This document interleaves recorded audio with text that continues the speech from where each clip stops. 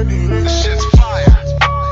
It's the Jobbers Tears Podcast. All right, this is your boy Sir Wilkins of the Jobbers Tears Podcast, and I have the pleasure, the absolute marking out moment of my life, and I'm doing it in my head right now, because I'm marking the fuck out. I'm with Austin Theory, the Evolve champion. Ladies and gentlemen, this man is here. This man is here. This man is here. This man is here. This man is here. I'm hyped. First things first, I gotta ask you one question. How the hell did you go from an NPC competitor to a professional wrestler? It seems easy, but how did you make that transition? Like being a bodybuilder and going straight into wrestling. What made you do that transition? 'Cause weren't you successful at bodybuilding? Yeah, I was. Actually, I always tell people this, but everything in my life has been to get to wrestling. Nice. To get to WWE. It's always been my goal. Okay. So with the whole bodybuilding thing that came about, I've always been working out since I was 12. But I was working out at the gym one day, and there was actually a bodybuilder there that competed, and he was like, "Hey man, you ever thought about doing a show?" And I was like, "No, not really. I want to be a wrestler." And he was like, "Oh, you want to be a wrestler?"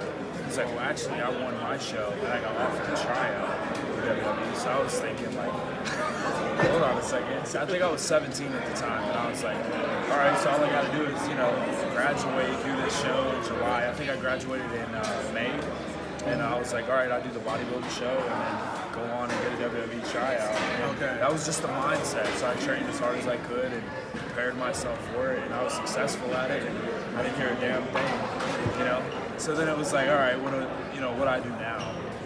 So I looked into wrestling schools. I found the WWA 4, and that's where I met A.R. Fox, and then everything since then has just been history. You're young, man, Yeah. and you're doing really well. I'm gonna congratulate you on that one. Thank you. And first things first, you're the coolest dude in the world. You have the coolest, you have the most laid back personality ever. Right. Is it because of that southern charm of you? Maybe. And walk me through going to the school.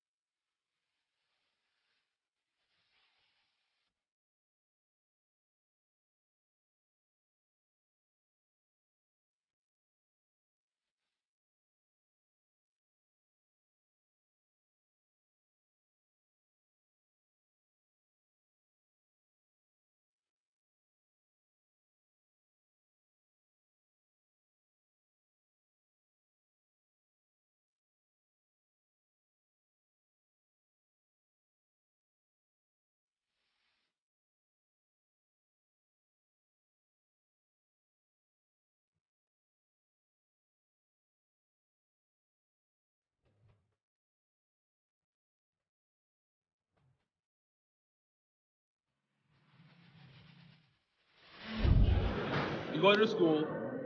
Walk me through that process of okay, this is not just lifting now and doing conditioning work. It's rolls, taking those bumps, come off the top rope and I'm looking down, I gotta do this thing. How are you feeling? What's that process like for you? So I just remember walking in my first day there, and I just knew immediately. I actually went to the gym after I went there that night to just see, get a tour of the school.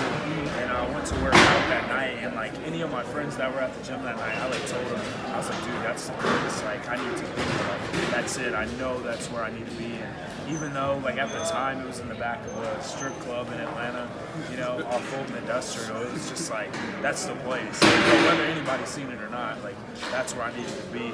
But yeah, just starting off with feeling how the ropes felt. A lot of people think they're soft and you just bounce right off of them, but they're not. They bruise your back up and taking the bumps maybe for 2 weeks. My head hurt. Just getting used to it. You tucking your chin? No, I was, but just the rattling. My body's not used to just falling on wood. And you don't really. You have to prepare yourself for that. So just over time, obviously, get used to it. Same thing with the ropes, you're not bruised as much. But it was definitely one of those things, do you really want this? And learning all the techniques and the way to hit the rope and the way to fall and the way to get up, just those little details. It was a lot at once, but I knew I wanted it, and I knew I would take the time and put the time into it. You did put the time in, and it's paying off right now. Absolutely. As you can see. But do you think it's because you were doing the bodybuilding that gave you that work ethic to able to go into wrestling? Because you got to sacrifice. When doing bodybuilding, you're sacrificing things in your life. Right? Absolutely. The thing with bodybuilding, still there hasn't been anything in my life that has tested me that much, just because of how mentally tough it was.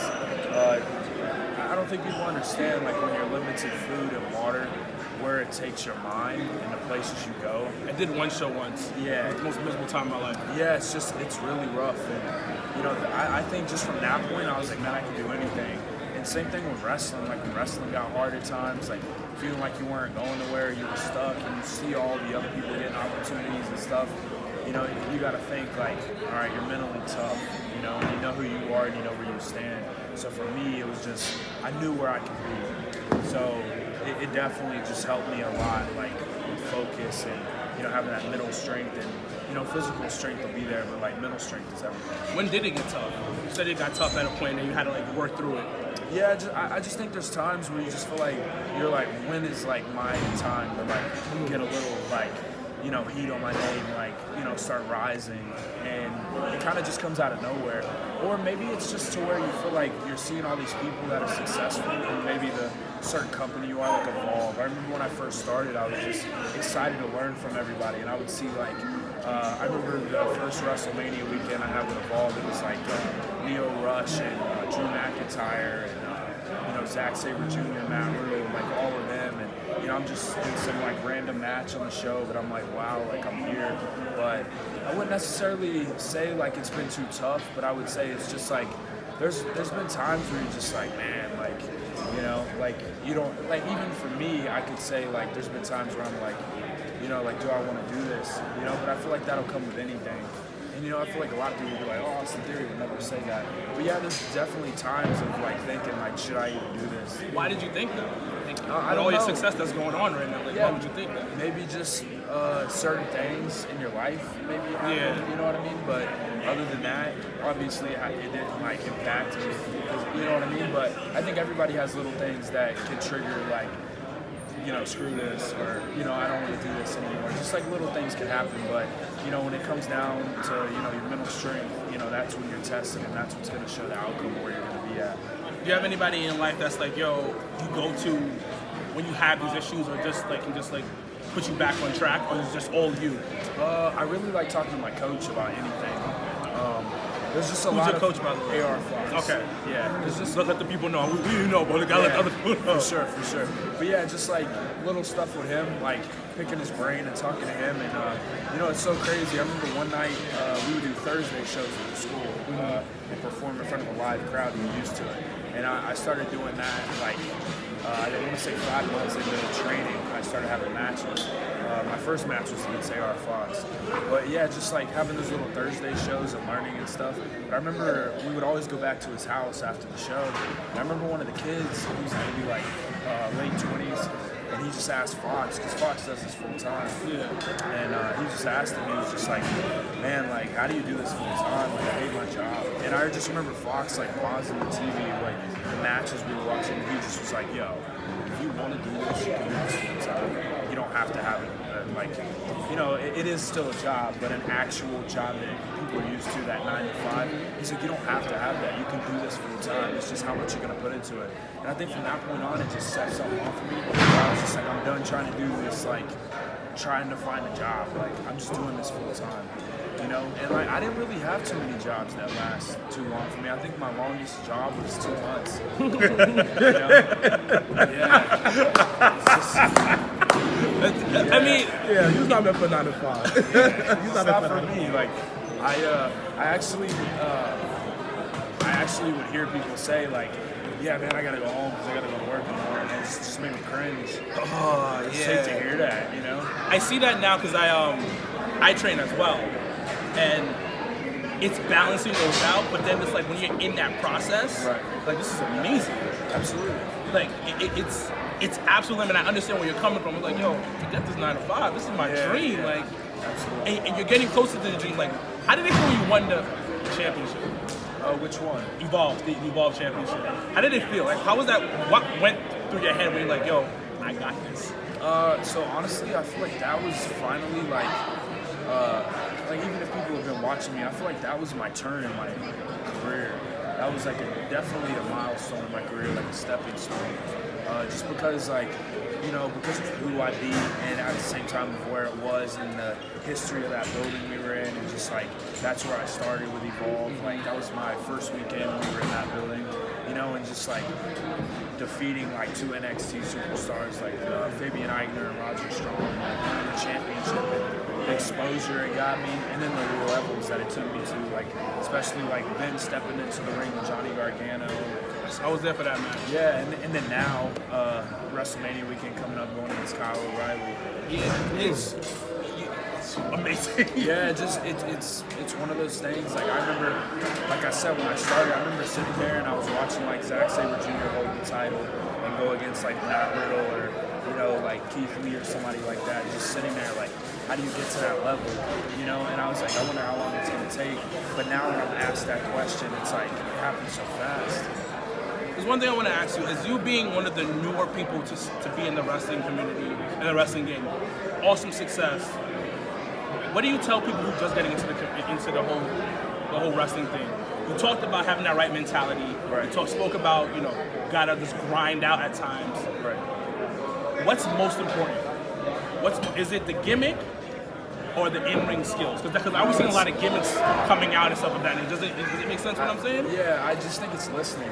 Yeah. I think too many people come in and they're like, what's my character? Like, how do I do this? How do I do that? Like, honestly, like, I came in with an idea, and now it's, like, totally different. Like, I didn't know I was going to be, like, a super cocky, like, character, you know what I mean? Like, it just developed and happened. Like, when I started in Evolve, I was a nervous, humble kid. That was my character. So when I came out, I looked at the sign, I looked at the people, I just looked nervous, but I was happy to be there, ready to learn everything. That was the character, and now it's evolved into me being just cocky over the top. And yeah, that just comes with it. And it's literally like just being patient. It's super important, is patience. But also just listening and wanting to learn everything, wanting to learn every style. Don't ever think you're better than some kind of style. I hear a lot of people sometimes like they're like, I'm real old school, so I don't like lucha libre, or I do lucha libre, so I don't want to do psychology, like just stuff like that. Like you should want to learn everything. You know what I mean? Like I have a championship on the American Indies, which is one of the highest championships, the Evolve championships. Then over in Mexico, I have the Crash Championship, which is the highest like lucha libre championship. Just wanting to learn everything. And I feel like that's what makes everyone like you and appreciate you and get along with you, is just wanting to learn everything. Like never wanting to just know one side. Steve Jobs said that once. He was random thing I'm talking about Steve Jobs, but It's exactly what you just said. He said he in a speech he did for, I think it was Harvard or Yale, he was talking about he went to a calligraphy class, and that's helped him get the logo for Apple. Okay. So it's a lot what you just said, like learning everything, just listening. And what I'm hearing is like you're going through the process and enjoying the process. Yeah. And you're not thinking about the end goal. You're talking about, I'm here, I'm going to grind it out, do a bunch of things. That's absolutely amazing, man. But once again, I know you're busy. Sure. Thank you so much. Thank you, bro. I appreciate you. Yo, this is the man right here, the future of wrestling, Austin Theory right here. And this is Sir Wilkins with the Job of Tears podcast. Thank you so much, brother. Thank you, bro. Appreciate you, man. Thank you.